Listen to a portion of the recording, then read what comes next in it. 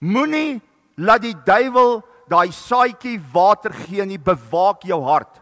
Nou hoe bewaak ons hart? In Efesiërs 6 vers 10 tot 17 lees ons hoe ons die wapenrusting van God moet kry. So as ek die borsharnas van geregtigheid aan het, dan bewaar ek mos nou my hart. As ek die helm van verlossing aan het, dan bewaar ek my gedagtes, wat ek hoor, sien, dink en spreek. As ek die gordel aan het, dan bewaar ek die waarheid wat God vir my gegee het. As ek die skoene van bereidwilligheid aan het, dan bewaar ek die rigting waarin ek beweeg.